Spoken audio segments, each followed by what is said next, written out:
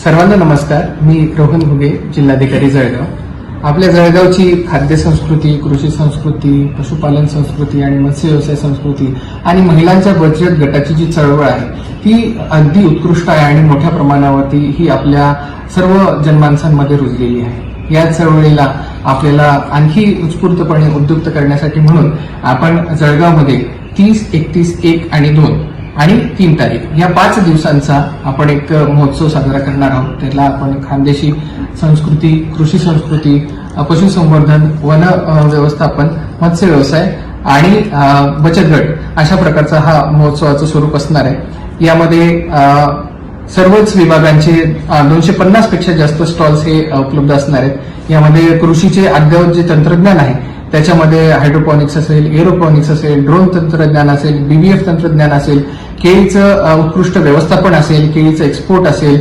कापसाचं व्यवस्थापन असेल, कॉटन श्रेडर असेल, इतरही सर्व जी आपण साधनसामुग्री आणि यंत्रसामुग्री कृषीमध्ये आपण वापरतो त्या सर्वांचं प्रात्यक्षिक देखील केले जाईल. यामध्ये उत्कृष्ट काम करणाऱ्या आपल्या शेतकरी बांधवांचं यामध्ये जे यशोगाथा आपल्याला ज्याला म्हणता येईल या यशोगाथा देखील पूर्ण दिवसभर चालवण्यात येतील. पॅनल डिस्कशन असेल, एक्सपर्ट डिस्कशन असेल, अशा प्रकारचं कृषीचं याचं स्वरूप असेल. त्याच प्रकारचं स्वरूप जे आहे ते पशुसंवर्धनचं देखील असेल. त्यामध्ये गायवर्गीय जनावरं असतील, म्हैसवर्गीय जनावरं असतील, कुक्कुटवर्गीय जनावरं असतील, या कुक्कुटवर्गीय पक्षी असतील, या सर्वांचं त्यामध्ये सहभाग असणार आहे. त्यांच्यासाठी दुग्ध स्पर्धा असेल आणि उत्कृष्ट जे अॅनिमल्सची स्पर्धा असेल ती देखील त्यामध्ये असणार आहे. आणि जळगावकरांना असे चांगले वाणाचे, चांगल्या जातीचे जे जनावर आहेत ते बघायला मिळतील. आणि पशुसंवर्धन अगदी उत्कृष्ट पद्धतीने कसं करावं, चारा व्यवस्थापन कसं करावं आणि त्याचं इतरही स्वच्छतेचं व्यवस्थापन पशुसंवर्धन करत असताना कसं करावं याबाबतची प्रात्यक्षिकं देखील त्यामध्ये करण्यात येतील.